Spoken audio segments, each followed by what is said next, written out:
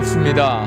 2020년도 8월 마지막 주 버클리 세계 주일 예배에 오신 여러분 모두를 환영하고 축복합니다.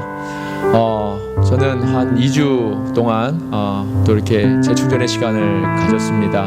자연을 이렇게 보면서 마음을 또 가다듬고 이렇게 좋은 시간을 가졌습니다. 기도해 주셔서 감사드립니다.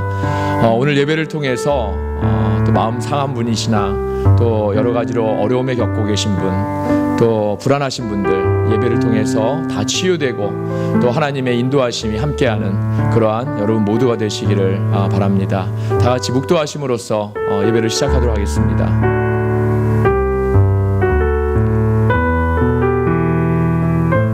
내가 여호와로 말미암아 크게 기뻐하며 내 영혼이 나의 하나님으로 말미암아 즐거워하리니 이는 그가 구원의 옷을 내게 입히시며 공의의 겉옷을 내게 더하심이 신랑이 사모를 쓰며 신부가 자기 보석으로 단장함 같게 하셨음이라. 땅이 싹을 내며 동산이 거기 뿌린 것을 움돋게 함같이 주 여호와께서 공의와 찬송을 모든 나라 앞에 솟아나게 하시리라. 거룩하신 아버지 하나님, 은혜를 감사합니다. 오늘도 귀한 주일을 허락하셔서 주님 전에 이렇게 감사와 찬양과 경배와 예배를 올립니다. 이 시간 예배하는 자가 신령과 진정으로 온 몸과 마음을 다해서 주님 영광스럽게 예배드리오니 주님 이 시간 홀로 영광 받아 주옵소서. 예배의 주인 되신 우리 주 예수 그리스도 이름으로 감사하며 기도드립니다. 아멘. 감사합니다. 다 같이 자리에서 일어나셔서 자리에서 일어나셔서 사도신경 하심으로써 신앙을 고백하도록 하겠습니다.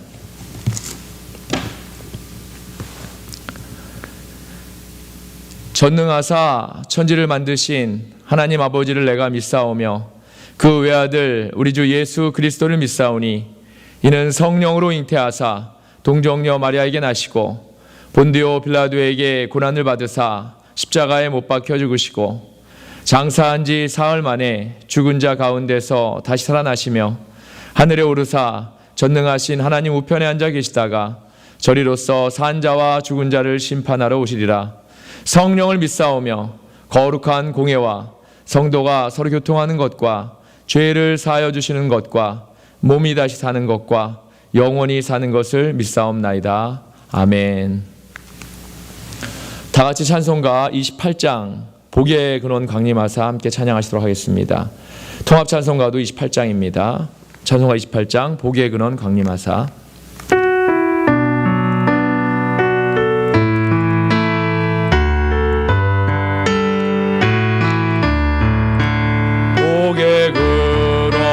강림하사 찬송하게 하소서.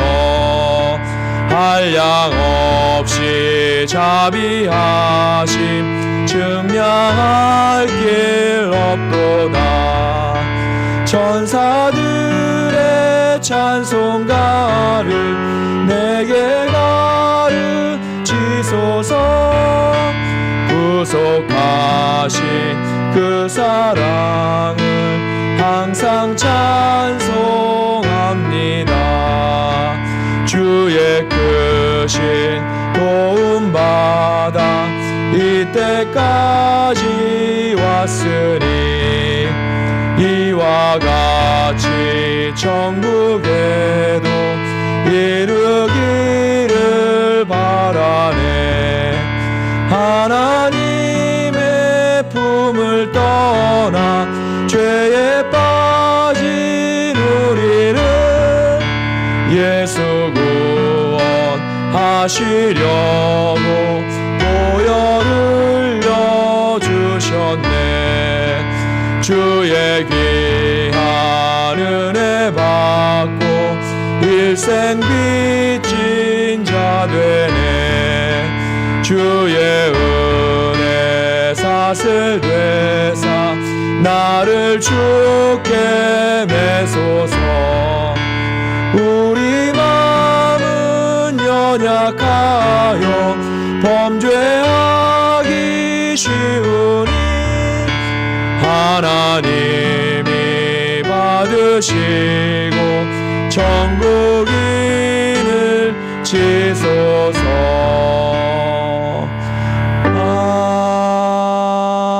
아멘. 다 같이 예배를 위해서 함께 기도하도록 하시겠습니다. 같이 기도하시겠습니다.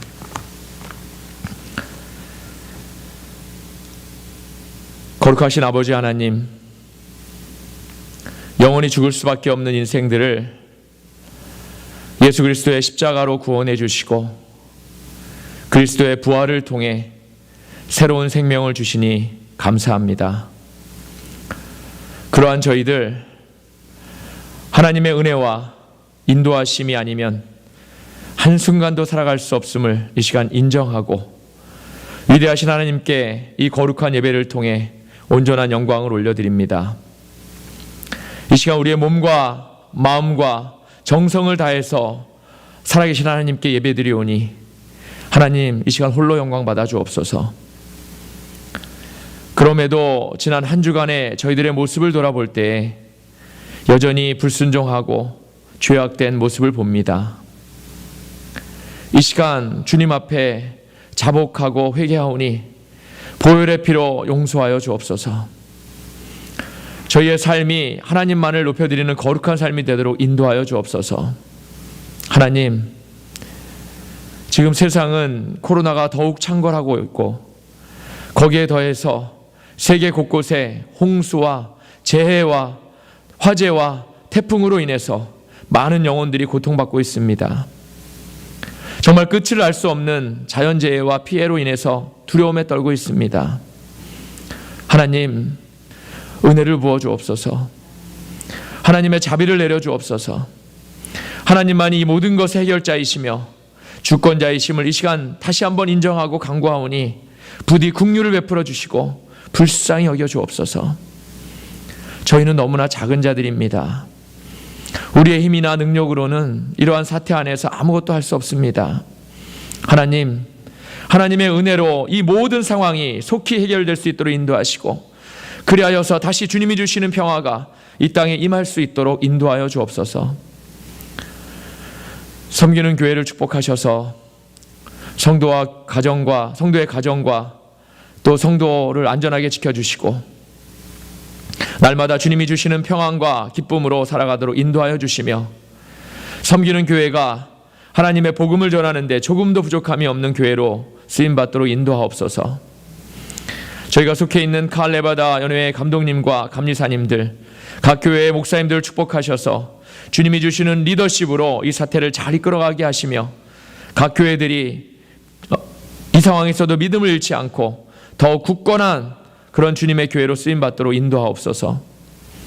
조국 대한민국과 미국의 위정자들이 주님이 주시는 리더십으로 나라를 잘 이끌어가게 하시며 하나님의 말씀으로 굳건한 반석 같은 그러한 나라들로 쓰임받게 하옵소서. 저희가 돕고 있는 멕시코 지역의 7교회와 목사님들 또 선교센터의 김용인 선교사님에게도 은혜를 주셔서 그 땅에 복음을 전하는 데 부족함이 없도록 인도하시며 각 교회에 코로나로 고생하는 영혼들에게 치유와 위로의 손길로 역사하여 주옵소서. 세계 곳곳에 하나님의 일을 감당하는 선교사님들과 교회들을 안전하게 지켜주셔서 예수를 믿음으로 구별된 삶을 살아감을 세상이 보고 깨달아서 더 많은 영혼들이 주님께로 돌아오도록 인도하여 주옵소서. 부족한 종이 하나님의 말씀을 전하려고 합니다. 이 시간 성령의 지혜와 말씀의 능력을 허락하셔서 듣는 저희들이 하나님의 음성을 직접 듣는 귀한 시간 되게 인도하여 주옵소서. 이 시간 입술이 짧아 구하지 못한 것까지 인도해 줄 줄 믿사오며 우리를 구원하시고 예배의 주인 되시는 우리 주 예수 그리스도의 이름으로 감사하며 기도드렸사옵나이다. 아멘.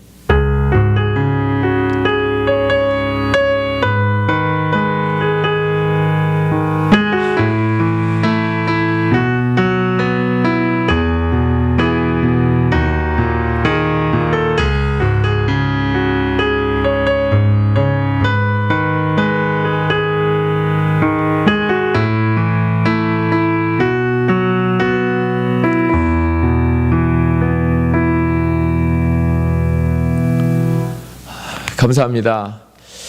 여러분 모두를 주님의 이름으로 환영합니다. 다시 한번 옆에 분들하고 인사하시겠습니다. 주의 이름으로 환영합니다. 주의 이름으로 사랑합니다. 인사하겠습니다. 인사하시면서 허구도 한번 해주시고 했으면 좋겠습니다. 연합감리교회와 칼레바다 은혜를 위해서 계속해서 기도를 부탁을 드립니다. 제가 기도드린 대로 멕시칼리 지역을 위해서, 선교 지역을 위해서, 특히 주보에 교회 이름과 목사님 성함이 이렇게 기록되어 있습니다. 하나하나 짚어가시면서 기도해 주시고, 김용희 선교사님, 선교센터의 김용희 선교사님을 위해서도 기도를 부탁을 드립니다. 칼레바다 애뉴얼 컨퍼런스가 9월 17일에서 20일까지 이렇게 온라인으로 열립니다. 위해서 기도를 부탁을 드립니다.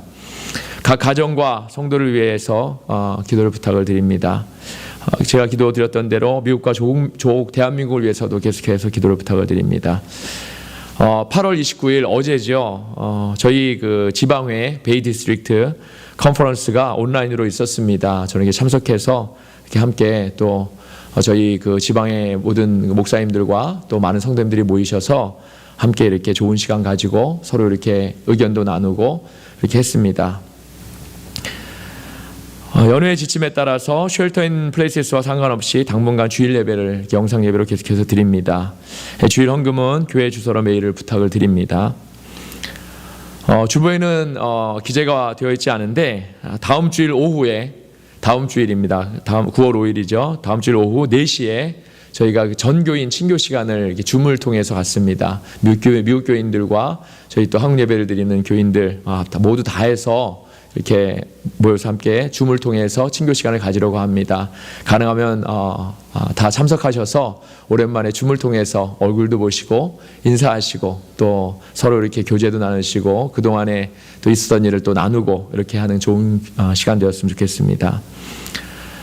한인연합감리교회 코커스 소식이 있습니다. 금년도 코커스 여성교회 바자회가 따로 이렇게 열리지 않기 때문에 따로 이렇게 특별히 준비한 것 같습니다. 9월 30일까지 내일부터 9월 30일까지 물품이 아주 여러 가지로 아주 그냥 알짜배기 그 물품만 이렇게 준비된 것 같습니다. 특별히 제가 좋아하는 고사리도, 시애틀 고사리도 이렇게 있다고 하니까 여러분들 많이들 이렇게 참여하셔서 구매하시고 또 선교에 또 많은 도움을 주셨으면 좋겠습니다. 자세한 사항은 김소희 집사님께 따로 문의드리면 집사님께서 따로 안내를 해주실 것 같습니다. 기도하실 때마다 중보 기도란의 제목 하나하나 짚어가시면서 기도해 주시면 감사하겠습니다. 찬송가 407장 구주와 함께 나 죽었으니 한 장 더 찬양하시겠습니다. 407장 구주와 함께 나 죽었으니 통합 찬송가는 465장입니다.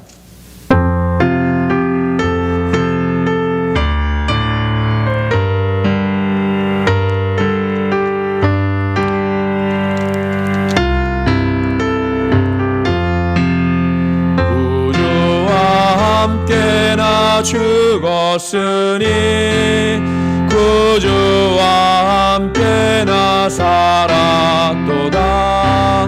영광의 그날에 이르도록 언제나 주만 바라봅니다. 언제나 주는 날 사랑하사 언제나 새 생명 주시나니 영광의 그날에 이르도록 언제나 주만 바라봅니다. 맘속에 시험을 받을 때와 무거운 근심이 있을 때에 주께서 그때도 같이 하사 언제나 나를 도와주시네. 언제나 주는 날 사랑하사 언제나 새 생명 주시나니 영광의 그날에 이르도록 언제나 주만 바라봅니다.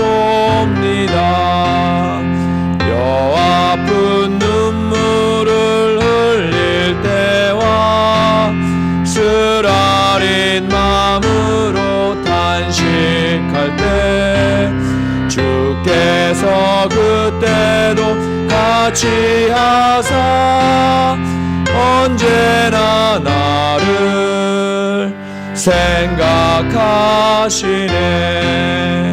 언제나 주는 날 사랑하사 언제나 새 생명 주시나니 영광의 그날에 이르도록 언제나 주만 바라봅니다. 내 몸의 약함을 아시는 주, 못 고칠 질병이 아주 없네.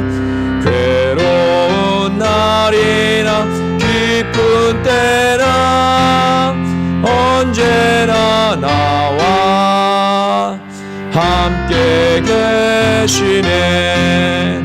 언제나 주는 날 사랑하사 언제나 새 생명 주시나니 영광의 그날에 이르도록 언제나 주만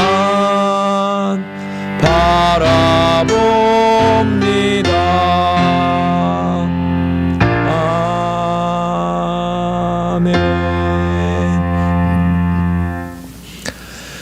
오늘 하나님께서 우리에게 주신 말씀 보겠습니다. 구약성경 창세기 35장 1절에서 7절까지의 말씀입니다. 구약성경 창세기 35장 1절에서 7절까지의 말씀입니다. 찾으신 줄 알고 함께 봉독하도록 하시겠습니다. 하나님이 야곱에게 이르시되 일어나 베델로 올라가서 거기 거주하며 네가 내 형 에서의 낯을 피하여 도망하던 때에 네게 나타났던 하나님께 거기서 제단을 쌓으라 하신지라. 야곱이 이에 자기 집안 사람과 자기와 함께한 모든 자에게 이르되 너희 중에 있는 이방 신상들을 버리고 자신을 정결하게 하고 너희들의 의복을 바꾸어 입으라. 우리가 일어나 베델로 올라가자. 내 환난 날에 내게 응답하시며 내가 가는 길에서 나와 함께 하신 하나님께 내가 거기서 제단을 쌓으려 하노라 하매 그들이 자기 손에 있는 모든 이방 신상들과 자기 귀에 있는 귀고리들을 야곱에게 주는지라. 야곱이 그것들을 세겜 근처 상수리 나무 아래에 묻고 그들이 떠났으나 하나님이 그 사면 고울들로 크게 두려워하게 하셨으므로 야곱의 아들들을 추격하는 자가 없었더라. 야곱과 그와 함께한 모든 사람이 가나안 땅 루스 곧 베델에 이르고 그가 거기서 제단을 쌓고 그곳을 엘베댓이라고 불렀으니 이는 그의 형의 낯을 피할 때에 하나님이 거기서 그에게 나타나셨음이더라. 아멘. 살아계신 하나님의 말씀입니다. 의복을 바꾸어 입으라. 의복을 바꾸어 입으라 라는 제목을 가지고 여러분과 하나님의 말씀을 함께 나누고자 합니다. 제가 처음에 미국에 와서 저 개인적으로 2003년에 이제 왔는데 제 개인적으로 아주 인상 깊었던 것이 있었습니다. 인상 깊었던 것이 있었는데 집 주소만 알면 어렵지 않게 어디든지 이렇게 찾아갈 수 있도록 되어 있는 지도책이었습니다. 지도책입니다. 저는 이게 참 놀랍더라고요. 이민 온 지 오래되신 분들은 아마 다들 알고 계실 겁니다. 이 책을 이용해서 지도만 잘 이용하면 그곳이 어디든지 이렇게 쉽게 찾아갈 수 있었습니다. 저희가 살고 있는 베이 지역뿐만이 아니라 미국의 다른 주를 이제 처음 가는 곳이라 하더라도 가까운 주유소만 이렇게 찾아가서 이렇게 그 주유소를 들어가면 그 지역의 지도를 쉽게 이렇게 살 수가 있었죠. 특별히 저희가 사는 베이 지역의 지도는 사람이 많이 살지 않습니까? 그러다 보니까 이렇게 두꺼운 책으로 되어 있었는데 그것이 정말 놀랍도록 정확한 것을 보면서 그 당시에 제가 들었던 생각이 참 미국이 선진국은 선진국이다라는 그런 생각을 했었습니다. 그러다가 얼마 있지 않아서 이제 내비게이션이라는 게 나옵니다. 내비게이션이 나오기 시작하면서 사람들이 더 이상 이제 지도책을 보지 않게 되었습니다. 저는 이 내비게이션이 지도책 못지않게 정말 혁신적이라는 그런 생각을 했습니다. 내비게이션이 찾아가지 못하는 곳이 거의 없을 정도로 정말 성능이 좋았고, 특별히 제가 더 좋았던 건 목소리 좋은 여자분이 나와서 길 안내를 잘 해주곤 이렇게 했습니다. 그러고 나서 몇 년이 지나지 않아서 이제 우리가 갖고 있는 이 스마트폰, 이거 하나면 모든 게 이제 다 해결되고 있습니다. 길 찾는 것도 이거 하나면 다 해결이 됩니다. 지도책과 또 내비게이션이 정말 훌륭하기는 했지만 계속해서 이렇게 업데이트를 하지 않으면 새롭게 생긴 그런 타운이나 길을 안내하지 못했습니다. 그런데 스마트폰은 거의 실시간으로 이렇게 계속 업데이트가 이렇게 되다 보니까 새로운 생긴 집들이나 또 길들 이런 것들도 바로 이렇게 찾아내는 것을 보면서 참 앞으로의 기술이 얼마나 더 발전해 나갈까 하는 그런 생각을 개인적으로 했었습니다. 그런데 이러한 스마트폰도 100% 완벽하지는 못합니다. 아까 말씀드린 대로 지도책이나 내비게이션은 새로운 길을 찾지 못하는 그런 문제가 있었죠. 그런 문제가 있었는데 모든 길을 잘 찾아가는 그런 스마트폰도 문제가 있습니다. 전파가 제공되지 않는 곳에서는 산속이나 이런 사막 같은 곳에서는 결국 아무 쓸모없는 그런 무용지물이 되고 맙니다. 저는 지도책을 가지고도 그랬고 내비게이션을 가지고도 그랬고 마찬가지로 스마트폰을 가지고 다니면서도 길을 잃은 적이 한두 번이 아닙니다. 이런 것들이 길을 찾는 데 있어서 분명히 아주 유용하긴 하지만 아주 완벽하지는 않다는 겁니다. 처음에 가는 길인데 스마트폰이 전파가 약해서 길을 잃게 되면 정말 어떻습니까? 정말 난감하고 심지어는 식은땀이 흐르기까지 합니다. 어떻게 길을 찾을까? 아주 막막하죠. 아주 막막합니다. 이런 일을 겪어보지 않은 사람은 잘 모를 텐데 여러분 중에 이러한 경험이 있으셨던 분이 계실 줄 압니다. 제가 개인적으로 겪었던 일이 있었는데 이제 오래전에 운전을 시작한 지 얼마 안 되었던 것 같으니까 한 25년도 더 된 것 같습니다. 한국에서 시골길을 잘못 들어갔는데 캄캄한 밤입니다. 이런 밤에 눈은 옵니다. 눈은 오지요. 또 길은 잘 안 보이지요. 운전한 지 얼마 안 됐으니까 또 운전이 얼마나 서툴겠습니까? 그런데 정말 어디로 가는지도 잘 모르겠고 정말 아주 캄캄하던 이 주위가 캄캄했는데 제 마음까지도 캄캄했던 그런 기억이 있습니다. 당시에는 정말 너무 무섭고 두려운 마음까지 이렇게 들었었습니다. 이럴 때 여러분은 어떻게 하시겠습니까? 이럴 때 여러분은 어떻게 하시나요? 처음 가는 길인데 내비게이션이나 스마트폰이 잘 터지지 않아서 어디로 가야 할지 알 수 없는 상황이 온다면 여러분은 어떻게 하시겠습니까? 주위에 누군가가 도와주기를 기다리거나 어떻게든 이 상황이 해결되었으면 하는 그런 마음이 정말 다들 간절하실 것입니다. 사랑하는 여러분, 그런데 이러한 상황이 꼭 길 찾는 문제에서만 있는 것이 아닙니다. 우리 인생에서 우리가 정말 한치 앞을 알 수 없는 막막한 상황이 얼마나 많은지 모릅니다. 세상을 살아가다 보면 어디로 가야 할지, 어떻게 해야 할지 우리가 갈 바를 알 수 없고 할 바를 알 수 없는 그런 일들이 얼마나 많은지요. 오늘 본문의 야곱이 바로 지금 이러한 상황에 직면해 있는 것 같습니다. 지난주 이 말씀을 준비하면서 저도 한번 제가 야곱의 입장에 대해서 한번 고민하고 생각해 보았습니다. 야곱은 지금 본인이 전혀 생각하지 못했고 그의 인생에서도 전혀 계획이 없던 문제 때문에 심하게 정말 불안에 떨고 있는 그런 상황이 있습니다. 저는 성경에 아브라함이나 이삭 그리고 야곱과 같은 그런 스토리가 기록된 것이 얼마나 개인적으로 감사한지 모릅니다. 그 중에서도 특히 야곱의 삶 우리가 한번 살펴보면 야곱의 삶이 우리들의 인생과 얼마나 비슷한지 모릅니다. 창세기에 기록된 성경의 인물들이 저와 여러분에게 특별히 공감이 가는 이유는 그들이 여기저기로 이민을 살았던 것처럼 우리가 마찬가지로 지금 고국을 떠나서 저와 여러분 우리도 이민자의 삶을 살고 있기 때문이라고 생각합니다. 그 중에서도 야곱의 삶은 이민자로서 타국에서 어떻게든 성공해 보려고, 정말 어떻게든 성공해 보려고 애쓰는 그의 모습을 보지 않습니까? 그런 모습을 보면서 우리가 동병상련의 그런 마음을 갖습니다. 아, 이게 내 모습은 아닌가? 이런 공감대가 있기 때문이 아닐까요? 야곱이라는 이름이 발꿈치를 잡고 태어났다는 의미입니다.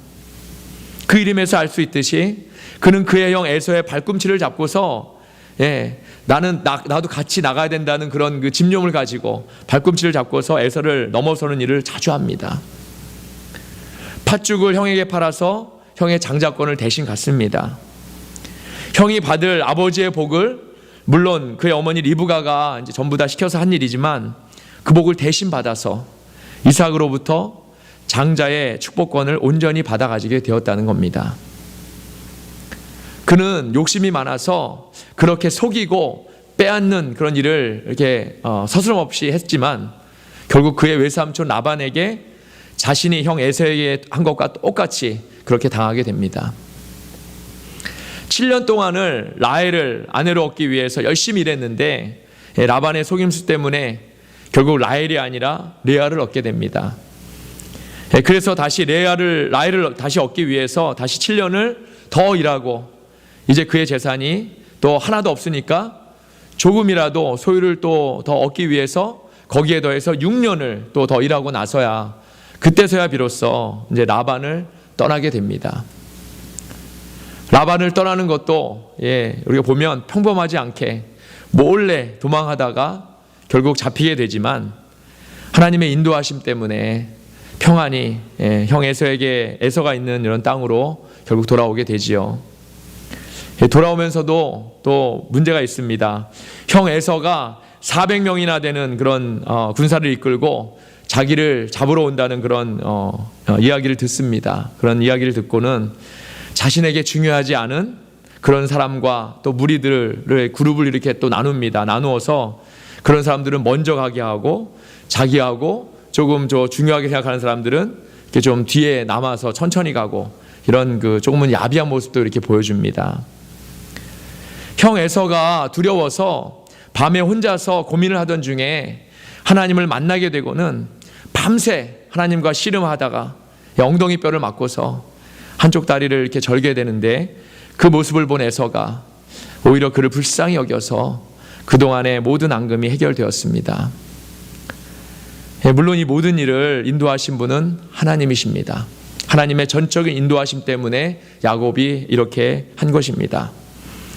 이렇게 남의 발꿈치를 잡고 태어난 자, 축복을 받기 위해서 아버지를 속인 자, 외삼촌에게 속인 것을 똑같이 속여서 결국 재물을 얻어낸 자, 자신의 안전을 위해서 가족을 서스럼없이 앞세우는 자, 이러한 야곱을 통해서 하나님은 이스라엘이라는 그런 한 민족을 만드셨다는 것입니다.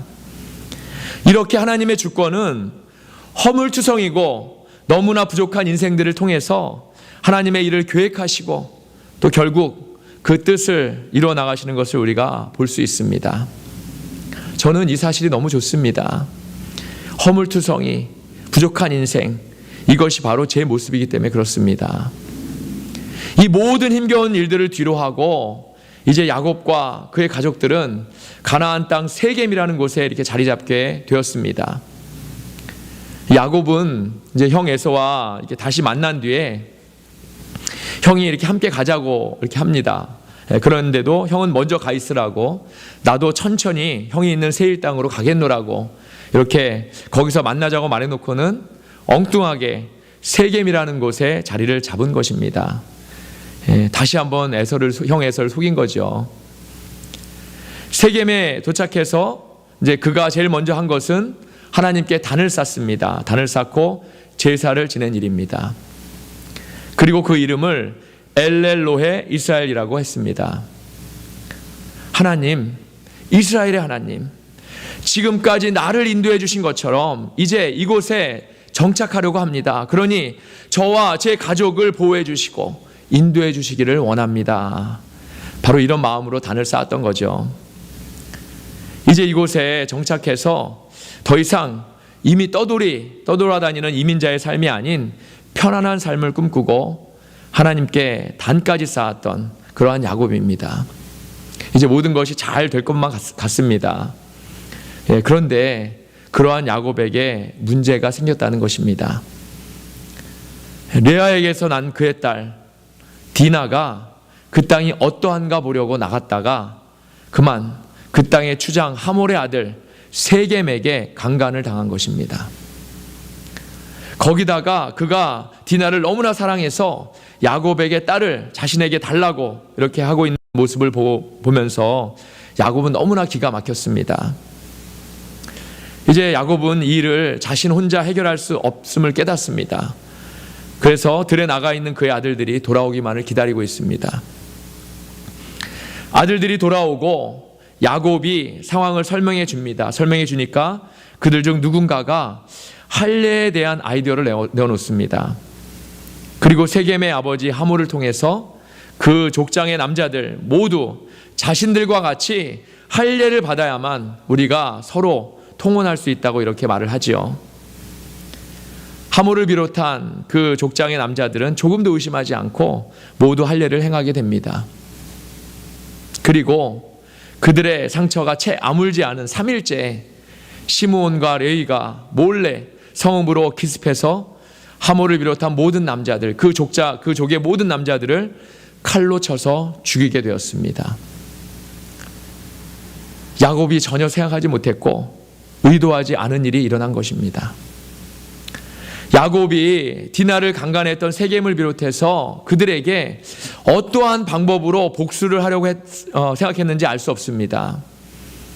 아마도 그들에게 따끔하게 혼내주고 대신에 물질적인 보상이나 또 땅을 보상으로 받으려고 그렇게 그 나름대로 생각했는지도 모릅니다.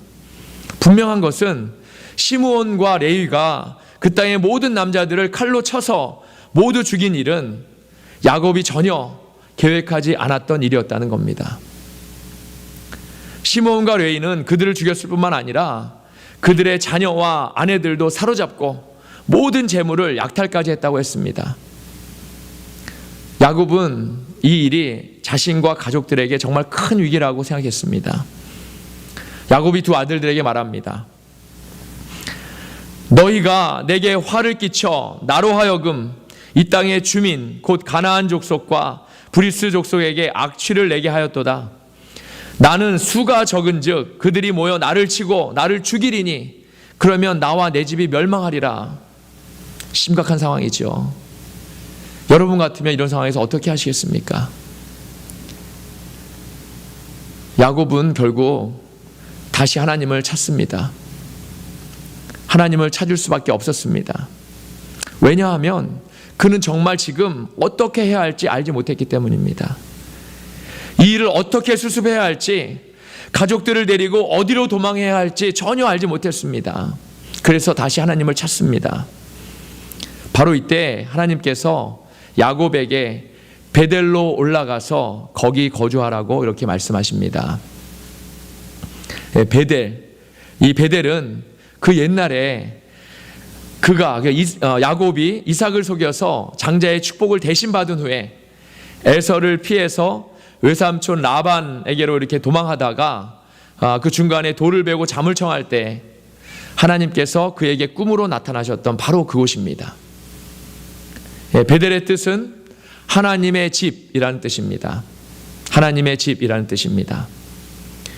야곱은 그 당시에 정말 한치 앞을 알 수 없었고 미래도 정말 알 수 없는 그러한 급박한 상황에서 하나님이 꿈에 나타나셔서 자신을 만나주셨던 그 스스로 그곳을 하나님의 집이라고 불렀던 그 베델을 그동안은 잊고 살았었는데 하나님께서 이제 그곳으로 가족들을 데리고 가서 거주하라고 하시는 것입니다. 야곱은 이제 막막하고 캄캄한 그런 상황에서 빛을 찾은 것입니다. 빛을 찾은 겁니다. 이제 야곱은 가족들을 데리고 모두 데리고 베델로 출발하려고 이렇게 짐을 싸고 있습니다.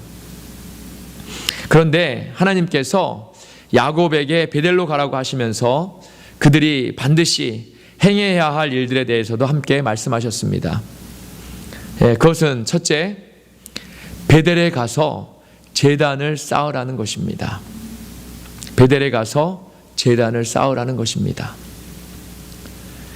제단을 쌓으라는 것은 예배를 드리라는 말이죠. 하나님은 당신의 백성에게 예배받기에 합당하신 분이시고 예배 받으시기를 원하십니다. 또한 예배를 통해서 기뻐하십니다. 하나님이 야곱에게 진정으로 원하셨던 것은 바로 예배입니다. 어떠한 순간에서도 예배입니다. 그의 상황이 좋건 나쁘건 어떠한 상황이건 하나님께서 그에게 원하시는 것은 예배라는 것입니다. 그가 하나님을 날마다 찾고 예배하기를 원하시고 그 예배를 통해서 그에게 복을 주시기를 원하셨기 때문입니다. 이 사실을 깨닫게 된 야곱이 이제 그의 아들들과 식구들에게 이렇게 외칩니다. 3절에 오늘 본문 3절의 내용이죠. 우리가 일어나 베델로 올라가자. 내 환난 날에 내게 응답하시며 내가 가는 길에서 나와 함께 하신 하나님께 내가 거기서 제단을 쌓으려 하노라 하매. 아멘. 이제 야곱은 하나님이 진정으로 원하시는 것이 예배라는 것을 알게 되었고 그 예배를 드리기 위해서 다 같이 일어나 올라가자고 이렇게 하고 있습니다. 요즘에 한국에서는 코로나 때문에 기독교가 아주 큰 어려움을 겪고 있습니다. 교회만 코로나에 노출된 것이 아닌데도 많은 한국의 언론들과 또 정부가 교회를 더 크게 부각시키면서 교회 탄압으로 생각할 수도 있는 그런 상황이 계속되고 있는 것을 매스컴을 통해서 보고 있습니다. 교회가 코로나를 통해 정치적으로 이용당하고 있는 모습을 보면서 보이지 않는 그런 사탄의 역사가 정말 그 안에 창궐하고 있다는 그런 생각을 하게 되었습니다. 그런데 이렇게 교회 탄압이 이루어지고 있는 이유가 바로 이 예배 때문입니다. 한국 교회는 예배를 드리려고 하고 정부와 또 언론들은 예배를 온라인으로 드리고 다 같이 모여서 드리지 말라는 거죠.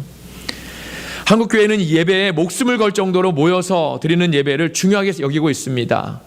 오죽하면은 슬로건이 생명과도 같은 예배 뭐 이렇게 슬로건을 걸겠습니까? 한국 전쟁 때에도 한 번도 주일에 예배를 쉰 적이 없다는 말을 할 정도로 교회에서 드리는 현장 예배를 아주 중요하게 생각합니다. 그래서 정부에서 모이지 말라는데도 현장 예배를 그런 강행하는 이유가 바로 믿는 자에게 있어서 예배가 전부라고 이렇게 생각하고 있기 때문입니다.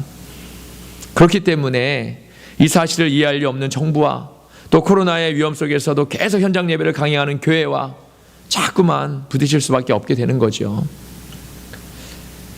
우리도 지금 이제 5개월째, 다음 달이면 이제 6개월째로 접어듭니다.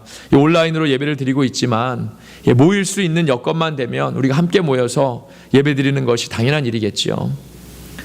저는 그래서 한국에서 지금 현장 예배를 강행하는 분들을 우리가 옳고 그름으로 판단할 수 없다고 생각합니다.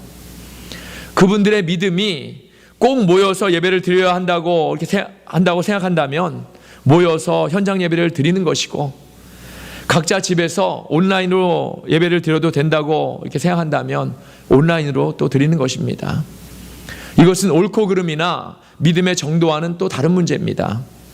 단지 방법과 생각의 차이일 뿐이지 어떠한 경우에도 서로 판단하고 정죄하면 안 될 것입니다. 만약 모여서 예배를 드렸는데 코로나가 걸렸다. 만약 그렇다면 그것은 또 다른 차원의 문제인 거죠. 그렇다고 그분들을 싸잡아서 비난해서는 안 됩니다. 코로나가 걸릴 위험 속에서까지 현장에서 하나님을 간절히 예배하고자 하는 그분들의 믿음을 우리가 인정해 줘야 합니다. 이렇게까지 하면서 믿는 자들이 하나님을 예배하려는 이유는 믿는 자에게 있어서 예배가 생명과 전부라고 믿기 때문에 그렇습니다. 저 어렸을 때는 목사님들이 강단에서 설교하실 때 예배에 목숨 걸라고 하시는 그런 말씀을 자주 들었습니다. 하지만 그럼에도 이제 예배가 의무감이나 형식적이게 되면 안 되죠. 예배는 하나님과 만나는 거룩한 시간입니다.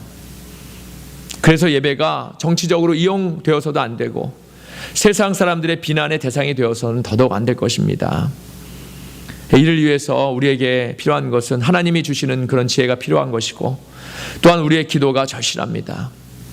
기도하실 때마다 고국의 교회들, 또 이 땅의 교회들을 위해서, 또 목사님들을 위해서도 꼭 기도해 주시기를 부탁을 드립니다.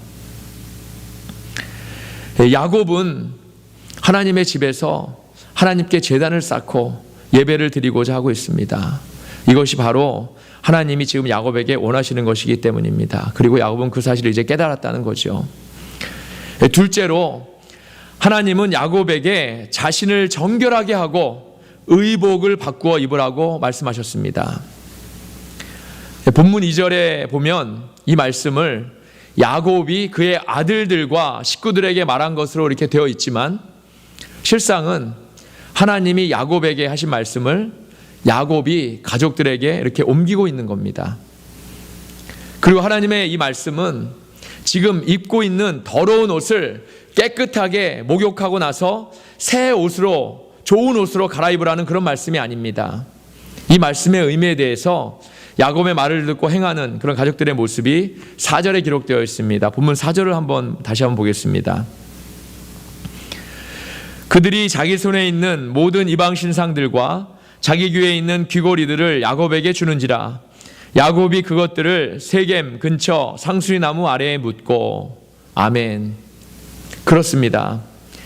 자신을 정결하게 하고 의복을 바꾸어 입으라는 말은 그동안 그들이 의지하고 있던 모든 이방 신상들과 귀고리 같은 형상이나 우상들을 그들의 몸과 마음에서 완전히 없애라는 말씀입니다.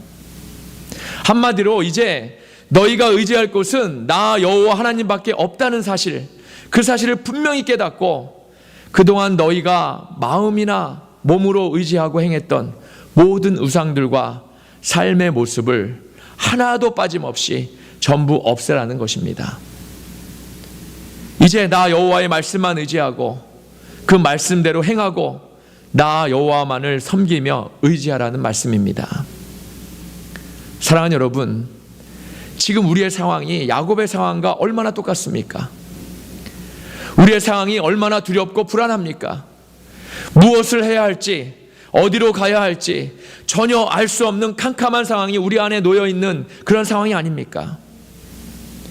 코로나 때문에 외출하기도 두려운데 거기에다 더해서 번개로 인해서 사방팔방이 불에 휩쓸려 가지고 많은 집과 나무들이 타고 그 재와 연기 때문에 집에 문도 제대로 못 열어놓고 밖에 나가지도 못하는 그런 지금의 이러한 상황이 얼마나 불안한 상황입니까?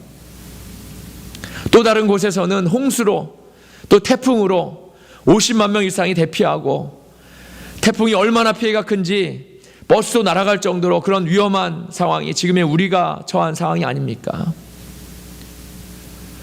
비로 인한 홍수나 태풍도 올 때마다 새로운 기록을 갈아치우고 있죠. 이번 홍수는 100년 만에 있는 홍수입니다. 또 이번 태풍은 60년 만에 강력한 태풍이네요. 이러한 뉴스를 접하면서 우리의 마음이 얼마나 불안하고 무섭습니까? 코로나는 언제 잠잠할지 전혀 알 수 없는 상황인데 세계 곳곳에서 환자들은 계속해서 더 늘어나고 있고, 이제 시간이 지나니까 사람들이 코로나 감염의 안전에 대해서 이제 또 덜 민감해지는 것 같고, 이러한 상황들이 너무 불안합니다.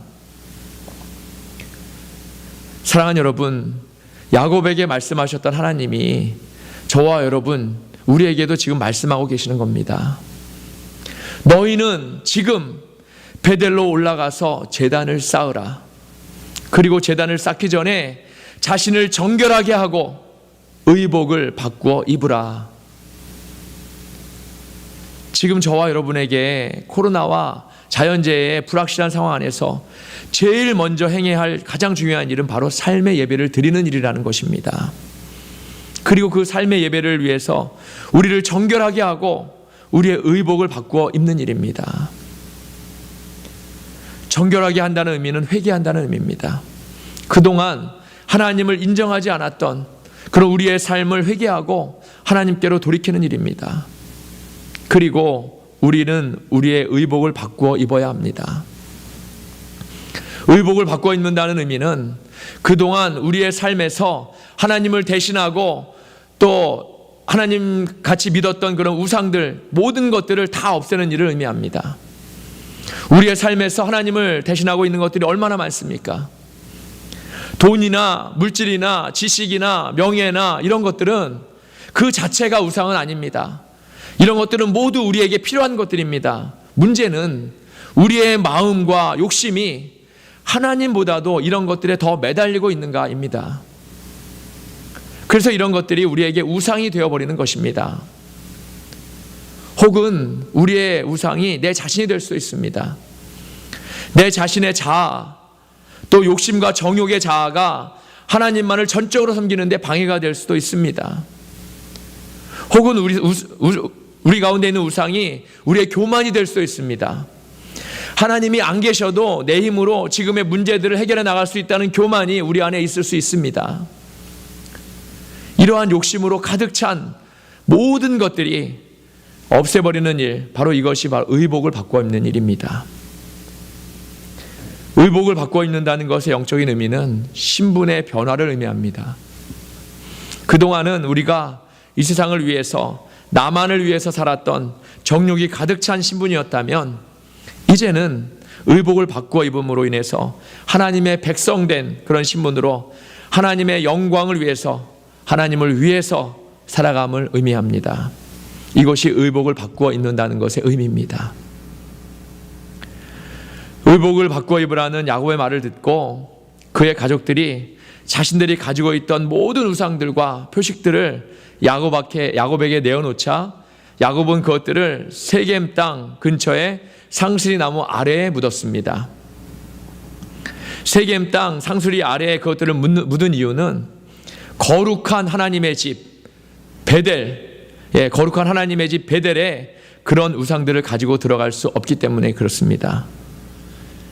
그랬더니 무슨 일이 벌어졌다고 했습니까? 5절 6절을 한번 우리 함께 보기를 원합니다. 그들이 떠났으나 하나님이 그 사면 고울들로 크게 두려워하게 하셨으므로 야곱의 아들들을 추격하는 자가 없었더라. 야곱과 그와 함께한 모든 사람이 가나안 땅 루스 곧 베델에 이르고. 아멘. 사실 야곱은 그들이 어디로 갈지도 알지 못했고 그들이 길을 떠나서 갈 때에 가나안 족속이나 브리스 족속들로부터 공격을 당하지는 않을까 너무 두려워하고 걱정하고 있었습니다. 그런데 그들이 그들의 우상들을 세겜 땅 상수리 나무 아래에 묻고 그러고 나서 출발하니까 그들이 베델을 가는 동안에 아무도 그들을 공격하고 추격하는 사람이 없었다고 했습니다. 아니 오히려 그들이 지나가는 동안에 그 사면 고울들이 그들을 두려워했다고 했습니다. 그들이 무엇 때문에 야곱 일행을 두려워했을까요? 야곱 일행이 정말 무서워서 두려워했을까요? 아니죠. 바로 야곱 일행을 인도하시는 하나님을 두려워했다는 것입니다. 사랑하는 여러분, 바로 이것이 하나님이 행하시는 기적입니다. 하나님은 당신을 의지하는 당신의 백성들에게 이와 같이 기적을 행하십니다. 홍해를 둘로 갈랐던 것만이 기적이 아닙니다.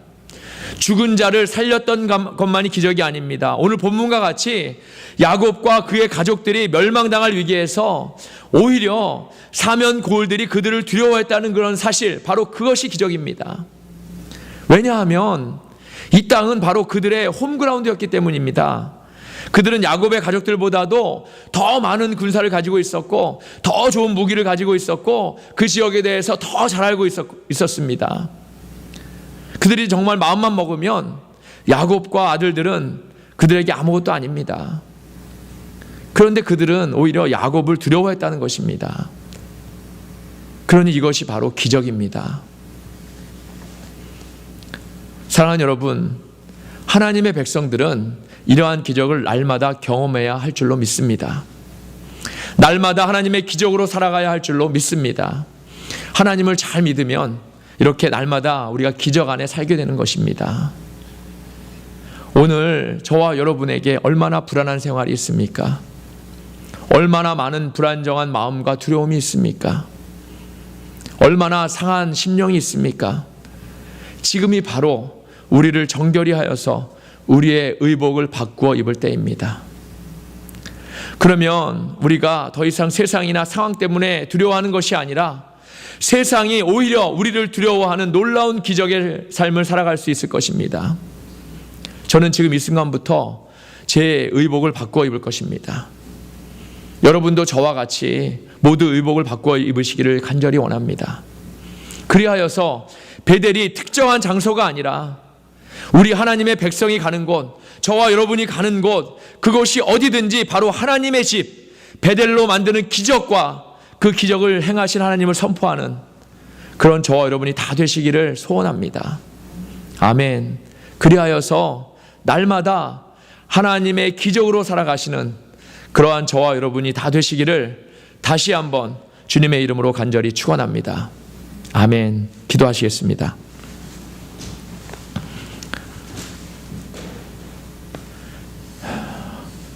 날마다 저희 안에 기적을 행하시는 거룩하신 아버지 하나님, 말씀을 통해서 하나님께서 저희를 얼마나 사랑하시고 저를 얼마나 귀하게 여기신지를 깨닫게 됩니다. 하나님의 온전한 백성으로서 저희가 많은 것에서 두려움과 공포에 떨 때, 주님을 찾음으로 의복을 바꾸어 입을 때 다시금 주님이 저희를 이끌어 주실 수 있는 그런 아버지 하나님, 그러한 안전한 처소임을 우리가 다시 한번 깨닫습니다. 세상은 많은 어려움과 또 두려움이 있는데 저희는 하나님으로 말미암아서 평안과 기쁨을 얻을 수 있도록 인도하시니 감사합니다. 저희들의 삶이 항상 주님 안에 거하는 삶이 될 수 있도록 인도하시고, 저희가 바로 이때에 의복을 바꾸어 입음으로 다시금 저희들의 그동안 섬겼던 모든 것들을 아버지 다 없애버리고 주님만을 섬길 수 있는 그러한 성도와 가정이 될 수 있도록 인도하여 주옵소서. 그러함으로 더욱더 주님의 기쁨이 되고 주님의 자랑이 되는 그러한 아버지 하나님, 저희들 다 되도록 인도하여 주옵소서. 우리 주 예수 그리스도의 이름으로 감사하며 기도드립니다. 아멘. 말씀을 기억하시면서 찬송가 368장 주 예수여 은혜를 찬송하시겠습니다. 찬송하시면서 준비하신 힘을 드리도록 하겠습니다. 통합 찬송가는 486장입니다. 368장 주 예수여 은혜를.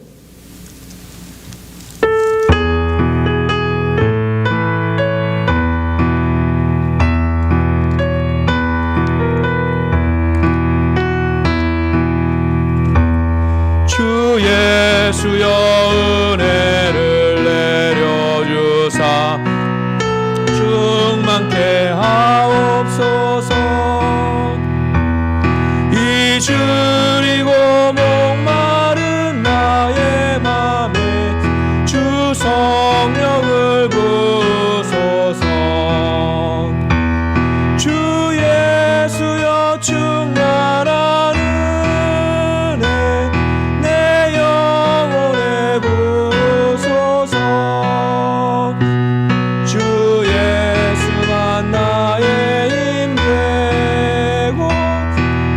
만족함 됩니다. 주 예수여 죄에서 풀어주사 날 정결케 하옵소서. 이 세상의 유혹이 나의 맘에 든 못하게 하옵소서. 충만한 은혜 내 영혼에 부으소서. 주 예수만 나의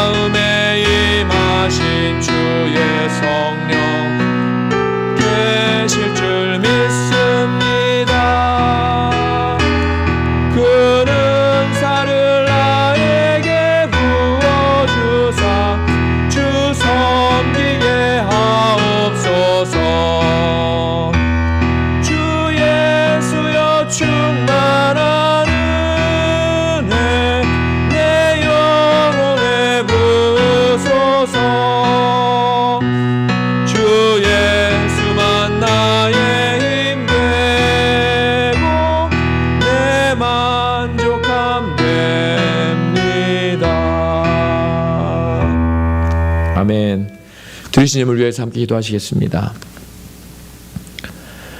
우리의 인생을 주관하시는 거룩하신 아버지 하나님, 감사합니다. 오늘 주신 말씀을 통해 이 시간 이후로 의복을 바꾸어 입는 믿음의 백성들 되게 하시고, 삶의 어디에서나 하나님을 예배하는 그러한 거룩한 예배자로서의 삶을 살아가도록 인도하여 주옵소서. 생명의 성령의 법이 각 성도의 가정의 법이 되게 하시고, 날마다 오직 하나님의 은혜만을 구하는 성도들 되게 하셔서 성령님과 날마다 동행함으로 예수 이름으로 승리하는 삶을 살아가도록 인도하여 주옵소서.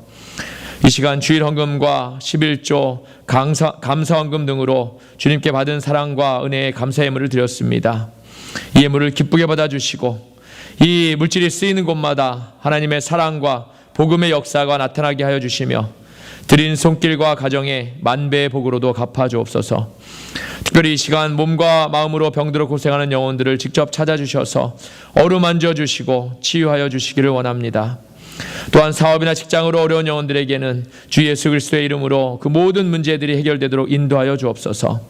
그 밖에 각 가정에 필요한 대로 물질의 축복과 건강의 축복을 주셔서 날마다의 삶 속에 살아계신 하나님을 경험하는 그러한 삶을 살고 고백하는 삶을 사라지도록 인도하여 주옵소서.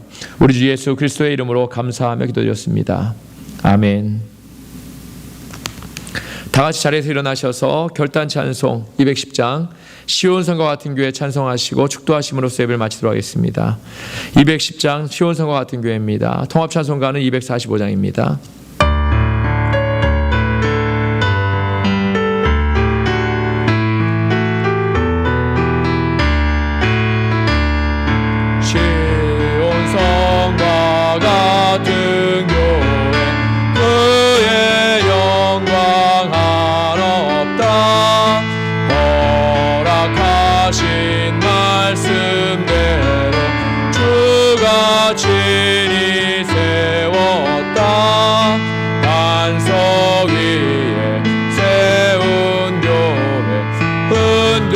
자가 누구랴.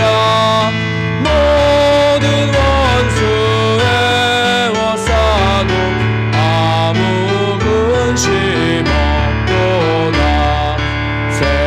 생명샘이 솟아나와 모든 성도 마시니 언제든지 흘러넘쳐 부족함이 없도다. 이런 물이 흘러가니 목마를 자 누구랴. 주의 은혜 풍족하여 넘치고도 넘친다. 주의 은혜 내가 받아 지온 백성 되는 때 세상 사람 비방해도 주를 찬송하리라. 세상 얻는 모든 영광 아침 안개 같으나 주의 자녀 받을 복은 영원 무궁하도다.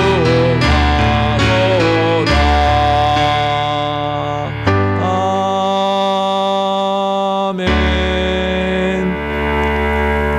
다 같이 기도하시겠습니다.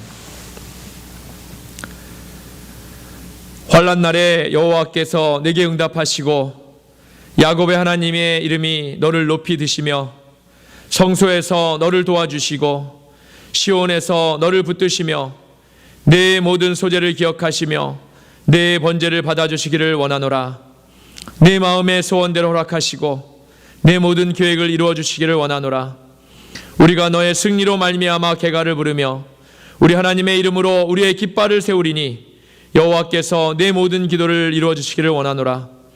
여호와께서 자기에게 기름 부음 받은 자를 구원하시는 줄 이제 내가 아노니 그의 오른손에 구원하는 힘으로 그의 거룩한 하늘에서 그에게 응답하시리로다. 이제는 우리 구주 예수 그리스도의 은혜와 거룩하신 하나님 아버지의 사랑과 지금도 살아서 역사하셔서 우리를 도우시는 성령님의 감화 감동 내주 충만하심이 이 시간 그동안 섬겼던 모든 우상을 세겜 땅에 파묻고 의복을 바꾸어 입음으로 나를 정결히 하여서 날마다 예배자로서의 삶을 살아가겠다고 결단하고 다짐하는 버클리 세교의 성도와 가정과 이 땅의 모든 주님의 백성 위에 이제로부터 영원하시기를 주님의 이름으로 간절히 축원하옵나이다. 아멘.